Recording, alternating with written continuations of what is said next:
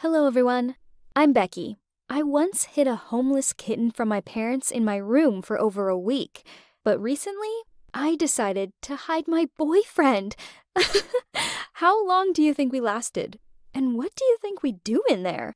I'm now going to tell you about the most exciting few days of my life and about the most amazing moment with the guy of my dreams. I'm sure that after you hear this story, you're going to want to try it too. We both study at the Department of Journalism. I fell for him a long time ago, but I had no idea how he felt about me. I was tortured by him for almost a year before I decided to take a gamble. It was a Friday. After class, Dean, that's his name, told me that he had to spend the night at his house that day, but he didn't get along with his family and had been renting an apartment with a friend for a long time. I didn't ask him what was wrong. I just said, "Do you want to hang out with me today? My parents are leaving for the weekend." He said, "Sure, why not?" Great. I had been waiting for a long time for a chance to get him alone. And my parents were, in fact, going on vacation somewhere that weekend. When we got to my house, I turned on some music and took off my outer layer of clothing. We sat down on the couch and looked at each other. Here we are, alone. "What are we going to do?" I said. We looked into each other's eyes, and he said, "Got any video games?" Oh, God. So we ordered pizza. It was around 12 p.m. when I heard noise on the first floor. Damn it! It was my parents! I told Dean to crawl under the bed. My heart was pounding as I waited for my mother to come in. It turns out that my dad had some business come up suddenly, and they had to come to the city and ruin all my plans. But this turned out to be the best thing that could have happened.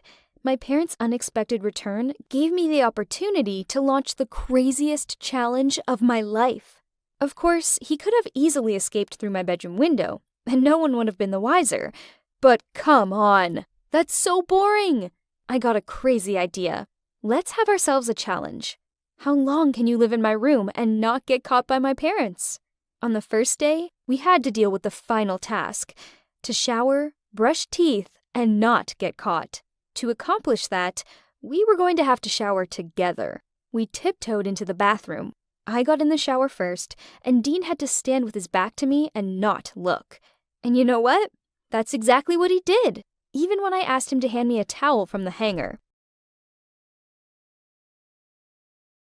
When we were done, Dean told me that he had another important thing to do. He really had to go to use the toilet. I told him to pee sitting down, otherwise it would make a lot of noise. After midnight, he went to the bathroom himself. We went to bed together and set an alarm to wake up earlier than my parents. The next morning, Dean and I went to the bathroom together, as we had planned. When Mom finally woke up and left for the spa, I packed a whole bag of food from the fridge. Dean had been whining all morning that he was going to starve to death. We spent the whole day in my room. We felt like we were winning some reality show. The adrenaline just went off the charts when my mother came in a couple of times while Dean was hiding under the bed. We filmed several stories for Instagram, and now almost everyone in our followers knew about our crazy challenge. They were betting on how long we would last, and on how long before we had, you know what I mean. But most importantly, everyone decided that we were dating.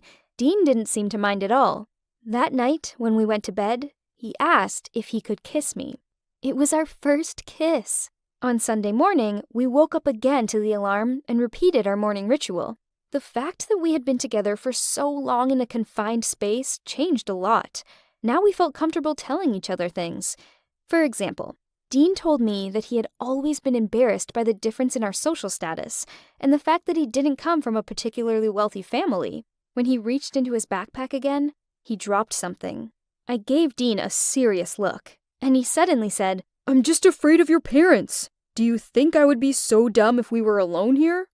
Then he kissed me again. When I went to the kitchen to stock up on food, the door to my room was open, and there stood my mom. My heart was leaping out of my chest, but Dean was nowhere to be seen. I asked my mom what she had forgotten. She replied that my room was just a terrible mess. Based on how many wrappers there were on my bed, she bet that under my bed was even worse. She started cleaning my room. Mom, please, no. No, No! I quickly escorted my mother out of the room and told her that I would clean everything up right then. The first thing I did was check that my secret guest was under the bed safe and sound. When everyone went to bed, Dean and I whispered for a long time. He was getting closer and closer.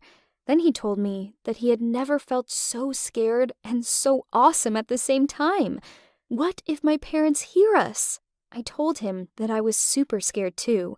He added that next time he would invite me to his apartment where no one would bother us. We kissed and everything went great.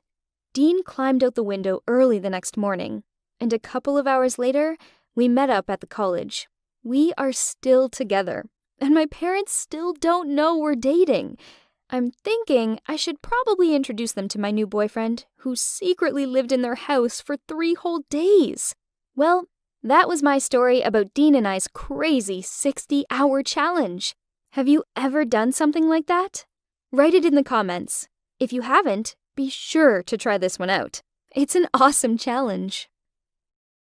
Hello, people. I'm Mindy. I'm 19 years old, and yesterday, I broke up with a guy. In the morning, I was the happiest girl in the world, and by evening, wept with grief. I dated Frank for more than 5 months. We were a great couple. At least, I thought so. We spent every day together. We went for walks, ate in cafes, and watched movies. A month ago, Frank proposed to me. We even picked out an apartment to live in, a cute one on the corner near the park. Every day, I imagined myself living there with Frank, how happy we would be. And yesterday, everything collapsed. That day, I returned home early. Sandy, my older sister, was not home. She knew that I would come home for a few hours later after class. I decided to play a trick on her and crawled under her bed to scare her. Yes, I know I'm not 6 years old. I'm 19, but it's an old game of ours and I just wanted to remember my childhood. When the front door slammed shut, I sneaked into Sandy's room and hid under her bed. The stairs creaked. Someone was walking down the hallway, and I heard 2 voices, male and female. I realized Sandy had come home with some guy, and I'm sitting under the bed like a stupid little girl. I felt so ashamed. I wanted to get out, but did not have time. The door creaked, and I saw my sister's legs. And then, very familiar shoes. Is it really Frank? But we'd not made any plans to meet up. He probably just wanted to give me a pleasant surprise. What a terribly awkward situation. I decided that I would not crawl out from under the bed. I did not want to look completely stupid in Frank's eyes. My sister and Frank were standing very close, and I could not understand what they were doing. There was some rustling sounds, strange sounds, and then a kiss. No, it can't be. I definitely heard it. Sandy and Frank went to the bed. I heard the mattress creak. They sat very close. There was the sound of kissing, again and again. I distinctly heard the rustle of clothes and the sound of a zipper unfastening. This was probably Frank's windbreaker. I had given him a fashionable Nike jacket for his birthday. I put my hand over my mouth to keep from screaming with rage. Frank, honey, I missed you so much. Sorry. I know that we don't get to spend much time together, but you understand. I don't want to wait anymore. You have to tell Mindy everything. Sorry, dear, but I can't.